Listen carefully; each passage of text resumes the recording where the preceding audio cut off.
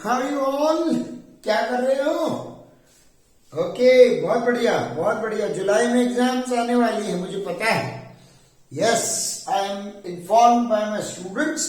Sir जुलाई में exam आ रही है और सर गुडविल भी आ रहा है, सर चेंज इन पीएसआर भी आ रहा है और कुछ हद तक एडमिशन भी आ रहा है। Very good, I am clapping for you. Course अच्छा चल रहा है, बढ़िया कर रहे हैं। हमने फंडामेंटल्स अपने पिछले वीडियोस में खत्म कर लिया।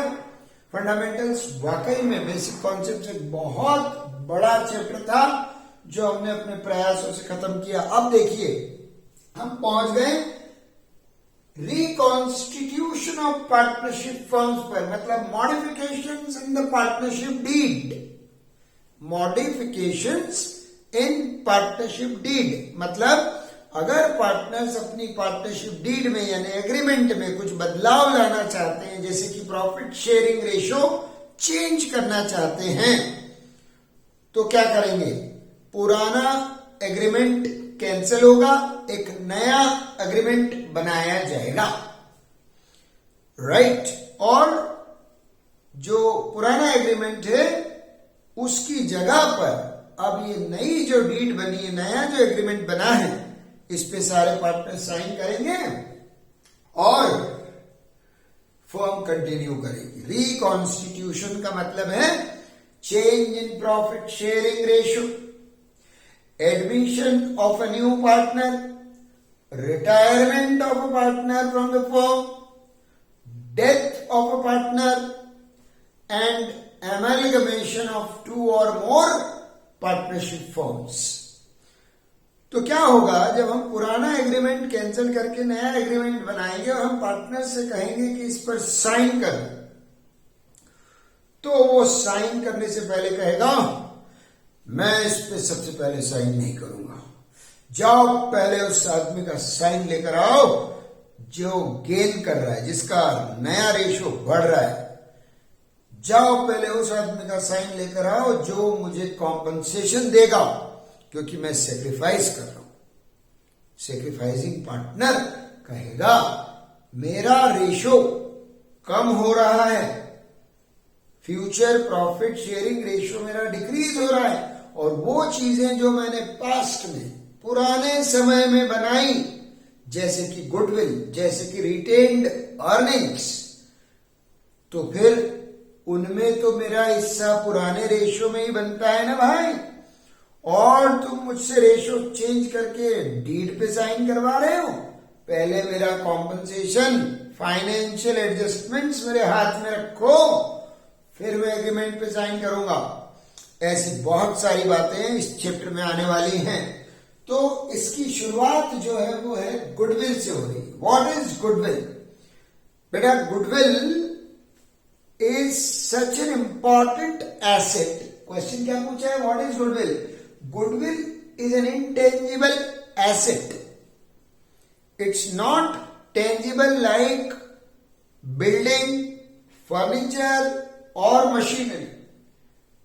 Building, furniture and machinery are tangible assets, उनको हम देख सकते हैं, छू सकते हैं। Goodwill invisible asset. कैसी एसेट है? इनविजिबल, दिखाई नहीं देती। अरे फिर दिखाई नहीं देती तो एसेट कैसे हो गई? अरे भाई ये बाकी एसेट्स से भी ज्यादा इंपॉर्टेंट एसेट है। Goodwill is more important than a building, than furniture, than machinery. कैसे? Goodwill is reputation of your business. How do you create goodwill? See, I am writing here. Goodwill is an intangible asset।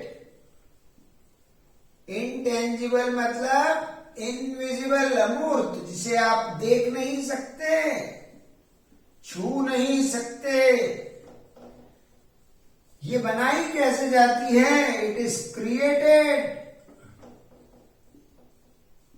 It is created by efforts, मेहनत, प्रयासों से बनाया जाता है बेटा इसको। Goodwill is created by Efforts. What kind of efforts? Quality of product. Reasonable price. लूटना नहीं पब्लिक को. क्वालिटी कितनी भी अच्छी दो मगर लूटना नहीं. रीजनेबल प्राइस लेना, जो फेयर दाम है आपके प्रोडक्ट का. प्रॉफिट के चक्कर में पड़ोगे, बदनाम हो जाओगे. बदनाम होगा, नाम खराब होगा. गुडविल की जगह बैडविल बना लोगे. उसके अलावा और कैसे बनती है गुडविल? रेगुलर सप्लाई, शॉर्टेज नहीं होना. Regular supply. उसके अलावा कैसे बनती है गुडविल? After sales service. सबसे महत्वपूर्ण मुद्दा, आफ्टर सेल्स सर्विस. इलेक्ट्रॉनिक्स में, ऑटोमोबाइल्स में, या आजकल कहें बहुत सारी इंडस्ट्रीज में आफ्टर सेल्स सर्विस का एक बहुत इंपॉर्टेंट रोल है मेरे दोस्तों. ये कुछ चीजें हैं. आपका अपना behaviour of management, owner, salesman, जितने भी लोग बिजनेस में इन्वॉल्व हैं, वो कस्टमर से कैसा बिहेव करते हैं. Do you talk softly, politely, humbly? क्या आप उनकी बातें सुनते हो? वो शिकायत लेके आते हैं तो नाराज तो नहीं होते, इरिटेट तो नहीं होते? अरे यार बाद में आना, ये क्या है, this is not the time, खुले पैसे लाओ, तुम ये क्या है, नहीं मिलेगा, पीछे खड़े रहो, ठीक से खड़े रहो, उसको मत छो.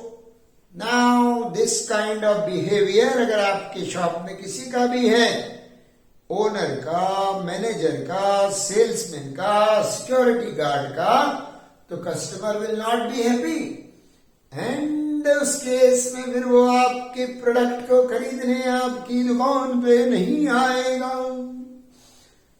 आप अपनी गुडविल नहीं बना पाएंगे. सो क्वालिटी पे ध्यान दो, प्राइस पे ध्यान दो, सप्लाई पे ध्यान दो, आफ्टर सेल सर्विस पे ध्यान दो, अपने बिहेवियर पे ध्यान दो, रूल्स रेगुलेशंस अच्छे से फॉलो करो, इनकम टैक्स ईमानदारी से पे करो.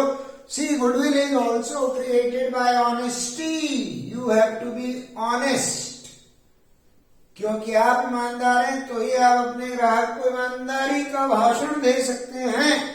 नहीं तो ग्राहक कहेगा, ओ माय गॉड, बेईमान बिजनेस वाला कैसी बातें करता है.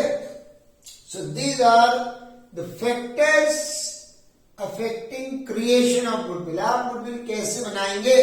प्रयास का मतलब क्या है? प्रयास का मतलब है कंज्यूमर सेटिस्फैक्शन. अरे बाप रे, ये तो बहुत बड़ी टर्म है भैया. Consumer satisfaction. अरे भैया कैसे होगा? See, a happy customer, a satisfied customer will come to your shop again. Now, in order to make him happy, in order to satisfy him, you have to do whatever is required and normal in the market. Right?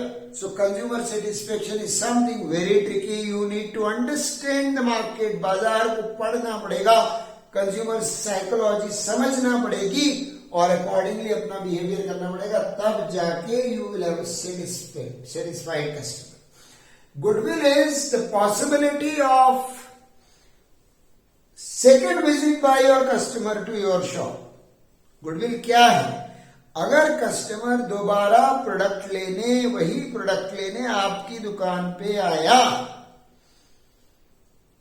इसका मतलब समझ लीजिए कि आप goodwill बनाने में सफल हो रहे हैं. गुडविल बन जाने के बाद उसे मेंटेन करना भी एक आर्ट है, चैलेंज है. तो ये तो है बेटा फैक्टर्स अफेक्टिंग गुडविल. अब इस चैप्टर में हमें क्या पढ़ना है? हमें पढ़ना है वैल्यूएशन ऑफ गुडविल. वैल्यूएशन मतलब monetary valuation of goodwill. Monetary valuation of goodwill. You all know that only those things are recorded in the books of accounts which can be expressed in terms of money. तो अगर मैं goodwill को asset कह रहा हूं, asset बुला रहा हूं, तो फिर इसकी कुछ न कुछ वैल्यू रुपए की टर्म्स में होना चाहिए. कितने रुपए की है? 500 रुपए की, 5000 रुपए की, 5 लाख रुपए की. तो आपकी गुडविल की कीमत होनी चाहिए, पता होनी चाहिए. गुडविल की कीमत इसलिए भी पता होनी चाहिए कि कल दिन अगर आप अपना बिजनेस बेचना चाहते हैं तो आप कितना रुपया चार्ज करेंगे अपने ब्रांड नेम का, ब्रांड इमेज का, मार्केट रेप्यूटेशन का, जो आपने इतने साल वहां रहकर संघर्ष करके बनाया. तो अगर आप बेचेंगे तो आपके पास जो रियल एसेट्स हैं उसके अलावा आपको कुछ एक्स्ट्रा पैसे भी मिल सकते हैं. उन एक्स्ट्रा पैसों को बोलते हैं गुडविल. या फिर अगर आपको बेचना नहीं है, किसी नए पार्टनर का एडमिशन होना है आपकी फर्म में, तो आप उस पार्टनर से गुडविल के पैसे भी डिमांड कर सकते हैं. तो मॉनेटरी वैल्यूएशन ऑफ गुडविल क्यों करना जरूरी है? Need for valuation. बच्चे पूछते हैं, ये कॉमन सवाल है कि सर ये एक इनविजिबल एसेट है, सर ये एक इनविजिबल एसेट है, तो फिर क्या जरूरत है कि अपन इसकी value in terms of rupees calculate करें? तो कारण भी सुन लो. गुडविल की जरूरत कब कब पड़ती है? एक तो चेंज इन पीएसआर पर, जैसे ही प्रॉफिट शेयरिंग रेशियो बदलेगा, change in PSR among existing partners. Partners वही रहेंगे,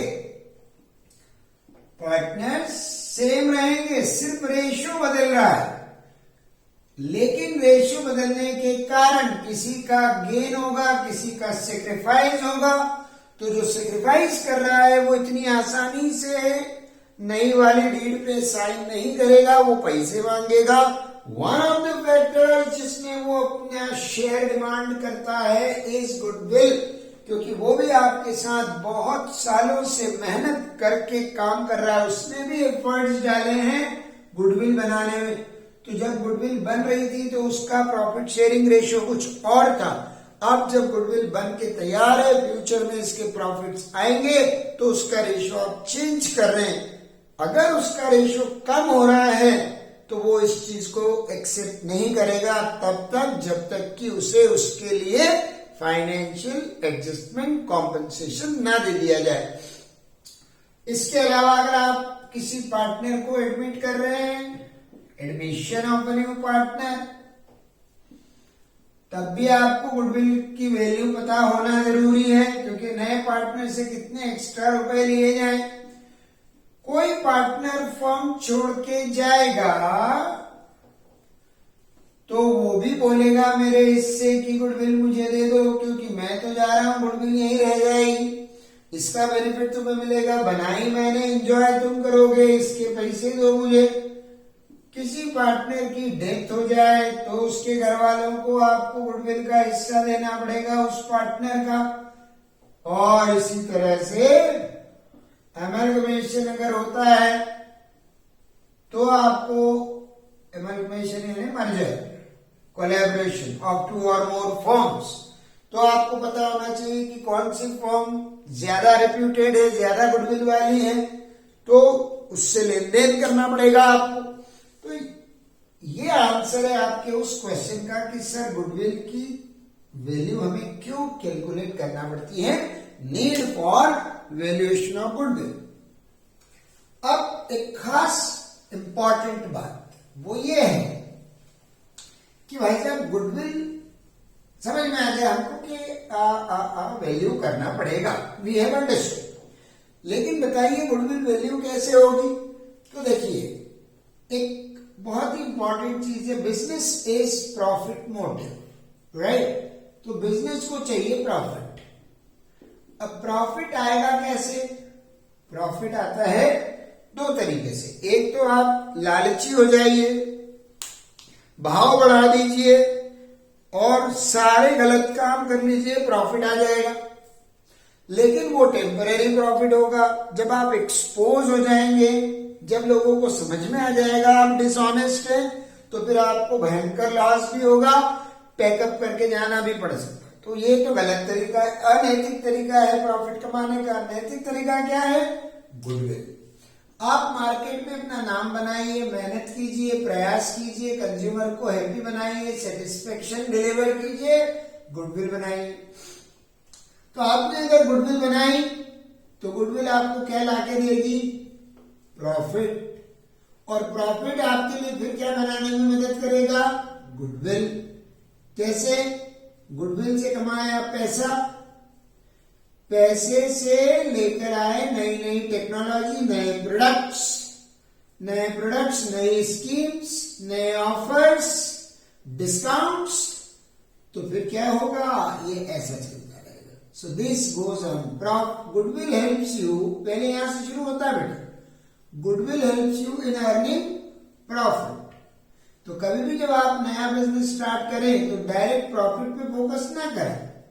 Your first focus should be on name creation, and then second focus first on reputation building, image building, और फिर आपका focus आना चाहिए प्रॉफिट पर। तो अगर आपने गुडविल बना ली तो प्रॉफिट की आपको चिंता करने की जरूरत नहीं है। गुडविल बनेगी तो प्रॉफिट खुद ब खुद तुम्हारे पास दौड़ता भागता आएगा। चिंता तुम मत करो, चिंता मार्केट करेगा। तो इसका मतलब ये हो गया कि goodwill and profit are directly proportionate. लिख लो, goodwill and profit are directly proportionate. मतलब जितनी ज्यादा गुडविल होगी उतना ज्यादा प्रॉफिट आएगा। कम गुडविल कम profit, no goodwill no profit, more goodwill more profit. इसीलिए जब गुडविल वैल्यूएशन की बात की जाती है तो हर मेथड में प्रॉफिट का इस्तेमाल किया जाता है। There are all in all 3 methods for valuation of goodwill. कितनी मेथड्स हैं प्यारे बच्चों? 3। आज के वीडियो में मैं आपको गुडविल की मेथड्स के नाम लिखवा देता हूं और इसके बाद अगले वीडियो में हम इसके सवाल करना शुरू कर देंगे। मेथड्स लिख लो पेन कॉपी निकाल के। Methods for valuation of goodwill। शाबाश, शानदार, जानदार। मेरे पास गाड़ी है, बंगला है, बैंक बैलेंस है। तुम्हारे पास क्या है? मेरे पास गुडविल है। गुडविल अगर है तो प्रॉफिट कमा लो। गाड़ी बंगला बैंक बैलेंस रखा रह जाएगा तुम्हारी अगर गुडविल नहीं है तो मेथड्स कौन सी हो गई? पहली method average profit method. Average profit method किसको बोलते हैं? समझाया जाएगा। इसके अंदर 2 parts, simple average profit, simple average profit. दूसरी का नाम है वेटेड एवरेज प्रॉफिट। इसके 2 पार्ट्स होते हैं। मेथड एक है, सब पार्ट्स 2 हैं, सिंपल एवरेज, वेटेड एवरेज। दूसरी मेथड का नाम है सुपर प्रॉफिट मेथड। और तीसरी मेथड का नाम है capitalisation method. Capitalisation method. Capitalisation method मतलब finding out value of business on the basis of profit, market value of business on the basis of your actual profits। इसके अंदर भी दो पार्ट्स हैं मेरे दोस्तों, capitalisation of average profit, right, capitalisation of average profit. आप किसी भी प्रॉफिट का कैपिटलाइजेशन कर सकते हैं, चाहे तो सिंपल प्रॉफिट एवरेज प्रॉफिट का या वेटेड एवरेज प्रॉफिट का। Capitalisation of average profit and capitalisation of super profit. ऊपर जितने प्रॉफिट के टाइप्स देखे आपने उनका कैपिटलाइजेशन हो रहा है यहां पर। कैपिटलाइजेशन का मतलब है प्रॉफिट को कैपिटल में कन्वर्ट करना, राइट। कैसे कन्वर्ट किया जाता है देखेंगे। अब मैं आपको जो खास बात बता रहा था, देखो मेरी हर मेथड में, एवरेज प्रॉफिट मेथड में simple average profit, weighted average profit नजर आ रहा है। प्रॉफिट बिना प्रॉफिट के गुडविल नहीं, बिना गुडविल के प्रॉफिट नहीं। Super profit, capitalisation of average profit, capitalisation of super profit. हर मेथड में प्रॉफिट का महत्वपूर्ण रोल है, राइट। तो अपने को ये बात अब क्लियर होनी चाहिए कि फर्म के पुराने प्रॉफिट्स, ओल्ड प्रॉफिट, जो भी फर्म ने लास्ट 4, 5, 7, 8, 10 साल में कमाए होंगे, हम उन प्रॉफिट्स को बेस लेकर के फर्म की गुडविल कैलकुलेट करेंगे। तो प्यारे बच्चों घबराना नहीं, बस इसमें खेल है। एक तो कंसेप्ट समझने का, दूसरा फॉर्मूला है। देखो 1, 2, 3, 4 और 5 तैयार हो जाओ। 5 फॉर्मूले याद करने के लिए, समझने के लिए, अप्लाई करने के लिए। बहुत आसान टॉपिक है और 3 to 4 मार्क्स का क्वेश्चन इसमें से आता ही आता है। एक चीज, दूसरा आने वाले सारे चैप्टर में change in profit sharing ratio, admission, retirement, death, her chapter में जो कॉम्प्रिहेंसिव क्वेश्चंस आते हैं उनमें गुडविल का एक एडजस्टमेंट भी होता है। मतलब इतना इंपॉर्टेंट चैप्टर है कि यह सिर्फ आपको अलग से 3-4 मार्क तो देके जाएगा ही जाएगा, लेकिन हर बड़े क्वेश्चन में एक एडजस्टमेंट के फॉर्म में मौजूद होगा। इसलिए एक वाइटल चैप्टर। अगले वीडियो में आप आओ, मैं आपको इसके न्यूमेरिकल्स करवाऊंगा, फिर एक accounting standard 26 issued by ICAI है, इसके ऊपर बात करेंगे, इसके प्रोविजंस क्या हैं। और मेरे ख्याल से इस चैप्टर को 2 वीडियो से ज्यादा नहीं लगते, इसके बाद 2 लगेंगे। ये इंट्रोडक्शन का एक, सवालों के 2, 3 वीडियोस में, यानी एक तो आज वाला, एक फ्राइडे वाला और एक मंडे वाला। गुडविल खत्म, यानी मंडे को आप पाओगे, मैं कहता हुआ मिलूंगा आपको, गुडविल हमने निपटा दी, कैलकुलेशन खत्म कर लिया।